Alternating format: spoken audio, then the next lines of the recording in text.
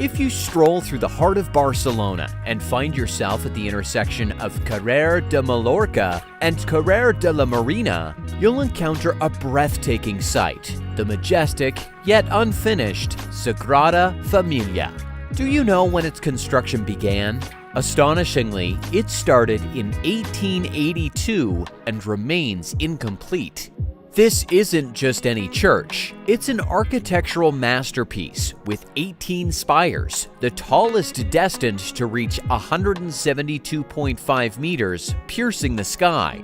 Conceived by the visionary Antoni Gaudí, the Sagrada Familia defies traditional architecture.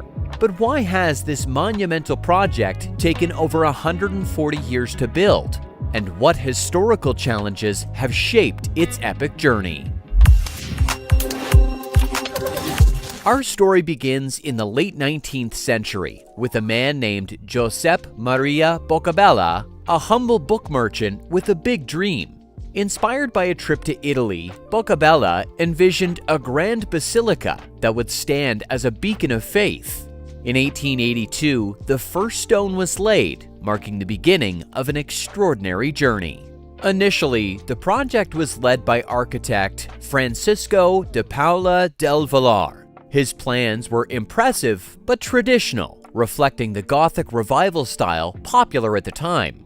However, due to disagreements and budget issues, del Villar stepped down, opening the door for a young and ambitious architect named Antoni Gaudí. Gaudí was only 31 years old when he took over in 1883, but he had a vision that would change everything.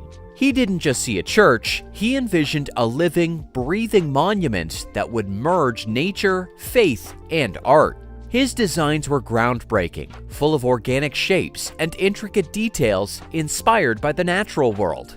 Imagine a building where every stone and curve tells a story, where spires reach towards the heavens, and facades are adorned with scenes from the life of Christ. Gaudí's innovative approach was nothing short of revolutionary, but bringing his vision to life was no easy feat. So, why has it taken so long? The challenges began with the tragic death of Antoni Gaudí in 1926.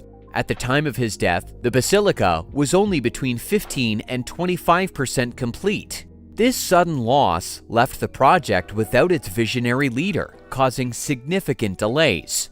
Gaudí's disciplines took over, but their work was soon disrupted by the Spanish Civil War in 1936. During the war, many parts of the unfinished basilica, as well as Gaudí's models and workshop, were destroyed. Work only resumed after the unrest ended in 1939, but the plans changed hands many times between 1939 and 1985. Throughout the years, the project faced numerous challenges, including a fire in 2011 started by an arsonist, which caused damage and forced the evacuation of tourists and construction workers. By 2019, parts of the basilica completed in the early 20th century had become so old that they needed renovation. Despite its grandeur, this masterpiece has not received any support from the government or official church sources. The project has solely relied on the generosity of those who have visited and donated towards its construction. The funds generated from ticket sales and private donations have been used to fund its construction. This has earned it the title of the Expiatory Temple. The annual costs of construction and maintenance are estimated to run up to 25 million euros a year, which are paid for by the site's 3 million annual visitors as well as private donors. The current total estimated building costs stand at 374 million euros. The project has also been under construction for more than a century without a building permit, which led to a historic agreement in 2018 for the church to pay 41 million euros to city authorities over 10 years. As part of the construction process, the church also had to pay for a building permit which cost 4.6 million euros, making it the most expensive permit in modern Barcelona. But what makes this basilica so special and complex? Gaudí's design was a Latin cross plan with 5 naves, a central nave flanked by 2 aisles on each side, a transept with 3 aisles, and an apse with 7 chapels. But it was the verticality of the building that truly set it apart. He planned for 18 spires, each with a specific significance: 12 for the apostles, 4 for the evangelists, 1 for the Virgin Mary, and the tallest for Jesus Christ. The tallest spire, dedicated to Jesus, will reach a height of 172.5 meters, making it the tallest church building in the world upon completion. Gaudí's design wasn't just about height and grandeur, it was about creating a structure that felt organic and alive, much like the natural world he so admired. He used hyperboloids, paraboloids, helicoids, and conoids, geometric shapes found in nature, to create the basilica's complex and dynamic forms. This approach not only made the structure visually stunning, but also incredibly strong and stable. The columns inside the church, for instance, branch out like trees to support the roof, creating a forest-like canopy that allows light to filter through in a way that mimics natural light. One of the most striking features of the Sagrada Familia is its facade.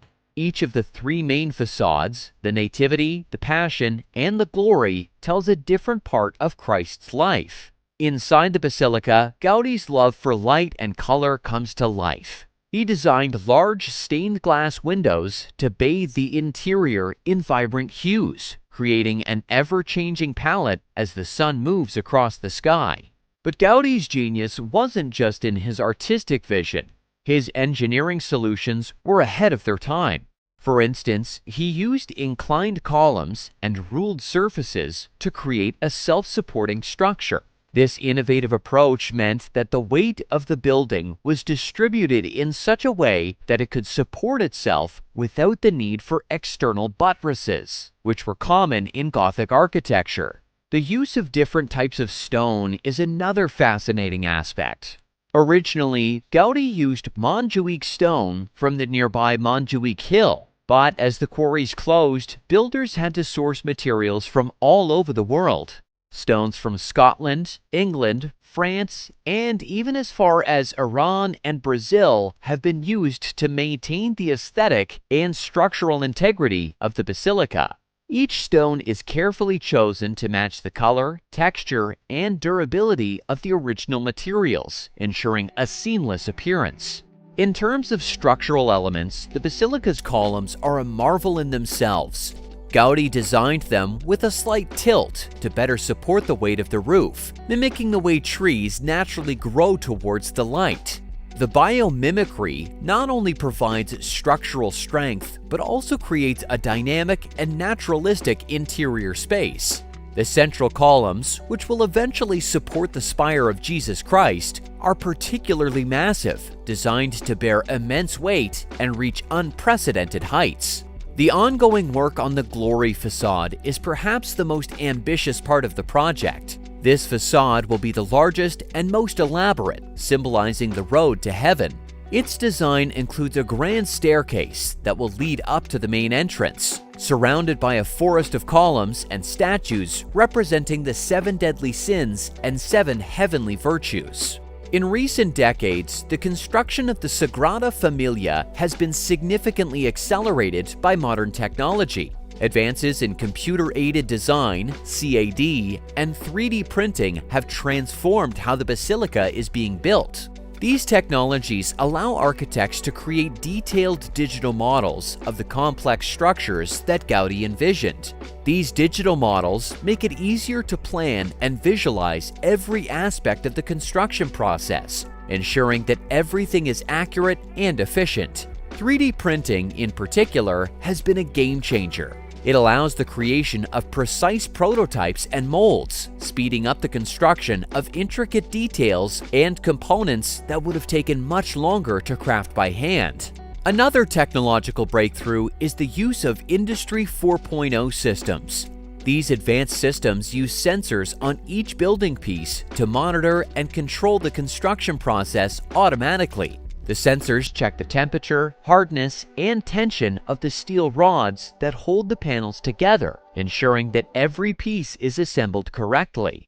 This automation improves both the efficiency and accuracy of the construction. Virtual reality, VR, is also being used to enhance the construction process. Architects can send the 3D models to VR glasses, creating a virtual view of the building. This allows them to check the volume, geometry, texture, or light of specific elements in real time. They can make quick and safe decisions based on these virtual inspections, speeding up the overall construction. As we move closer to the anticipated completion date, scheduled around 2026 to coincide with the centenary of Gaudí's death, the Sagrada Familia continues to evolve. Each day, new technologies and techniques bring us closer to realizing Gaudí's vision. What do you think the completion of the Sagrada Familia will mean for the architectural world and Barcelona? Share your thoughts in the comments below. Don't forget to like this video, subscribe to our channel, and turn on notifications.